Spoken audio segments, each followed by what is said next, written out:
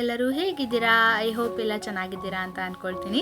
So ಇವತ್ತಿನ video ಬಂದು pepper garlic chicken ಮಾಡೋದು ಹೇಗೆ ಅಂತ ಹೇಳ್ಬಿಟ್ಟು ನೋಡ್ಕೊಂಬರೋಣ. ತುಂಬ ಚೆನ್ನಾಗಿರುತ್ತೆ ಇದು, ಎಸ್ಪೆಷಲಿ ರಸಮ್ ಜೊತೆಗಂತೂ ಒಳ್ಳೆ ಕಾಂಬಿನೇಷನ್. ಹಾಗೆ ಇದು ರೊಟ್ಟಿ, ಚಪಾತಿ, ಅನ್ನ ಎಲ್ಲ ಜೊತೆಗೂ ಚೆನ್ನಾಗಿ ಹೊಂದ್ಕೊಳ್ಳುತ್ತೆ. ಸೊ ವಿಡಿಯೋನ ಈಗಲೇ ಸ್ಟಾರ್ಟ್ ಮಾಡ್ಕೊಳ್ಳೋಣ.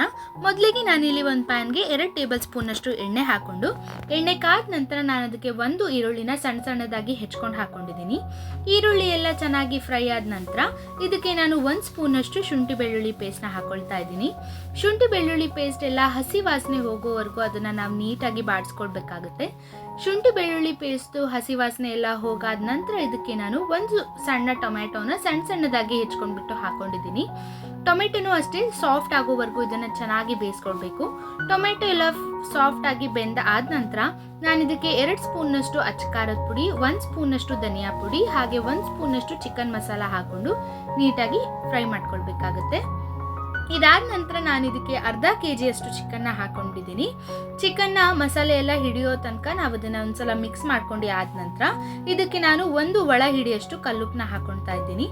ಕಲ್ಲುಪ್ಪನ್ನ ಹಾಕಿ ಆದ ನಂತರ ಅದನ್ನು ಇನ್ನೊಂದ್ಸಲ ನೀಟಾಗಿ ಮಿಕ್ಸ್ ಮಾಡಿಬಿಟ್ಟು ಬೇಯೋದಕ್ಕೆ ಬಿಟ್ಬಿಡ್ಬೇಕು.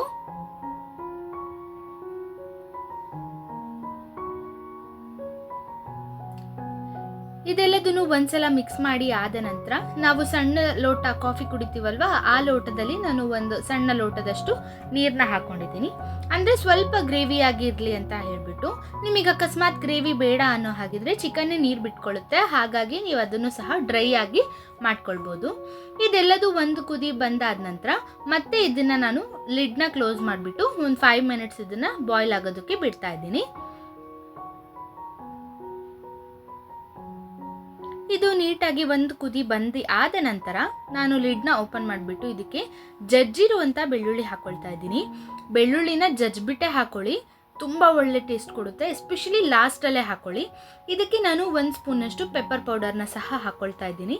ಪೆಪ್ಪರ್ ಪೌಡರ್ ಹಾಕಿ ಆದ ನಂತರ ಇದಕ್ಕೆ ನಾನು ಕೊತ್ತಂಬರಿ ಸೊಪ್ಪನ್ನ ಹಾಕಿದ್ದೀನಿ.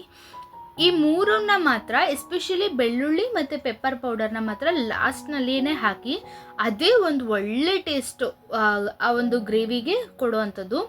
ತುಂಬ ಚೆನ್ನಾಗಿರುತ್ತೆ ಇದು. ನೀವು ಒಂದ್ಸಲ ಮಾಡ್ಕೊಂಡು ನೋಡಿ, 5 ನಿಮಿಷದಲ್ಲಿ ಪಟ್ಟಂತ ಮಾಡ್ಕೊಂಡು ಬಿಡ್ಬೋದು, ಅಷ್ಟು ಈಸಿ ರೆಸಿಪಿ ಇದು. ಇದನ್ನೆಲ್ಲ ಹಾಕಿ ಆದ ನಂತರ ಮತ್ತೆ ಇದನ್ನು ನಾನು ಲಿಡ್ನ ಕ್ಲೋಸ್ ಮಾಡಿಬಿಟ್ಟು ಒಂದು 5 ಮಿನಿಟ್ಸ್ ಇದನ್ನು ಬಾಯ್ಲ್ ಆಗೋದಕ್ಕೆ ಬಿಡ್ತಾ ಇದ್ದೀನಿ. ಇದಿಷ್ಟು ಮಾಡಿಬಿಟ್ರೆ ನಮ್ಮ ಸೂಪರ್ ಆಗಿರುವಂಥ ಸ್ಪೈಸಿ ಆಗಿರುವಂತಹ ಪೆಪ್ಪರ್ ಗಾರ್ಲಿಕ್ ಚಿಕನ್ ರೆಡಿ ಆಗಿದೆ. ಸೊ ನೀವು ಕೂಡ ಮನೆಯಲ್ಲಿ ಇದನ್ನು ಟ್ರೈ ಮಾಡಿ ಹೇಗೆ ಬಂತು ಅಂತ ನನಗೆ ಕಮೆಂಟ್ ಮಾಡಿ ತಿಳಿಸೋದನ್ನು ಮರಿಬೇಡಿ. ಮತ್ತು ಮುಂದಿನ ವಿಡಿಯೋದಲ್ಲಿ ಸಿಗೋಣ. ಅಲ್ಲಿವರೆಗೂ ಹ್ಯಾಪಿ ಕುಕಿಂಗ್.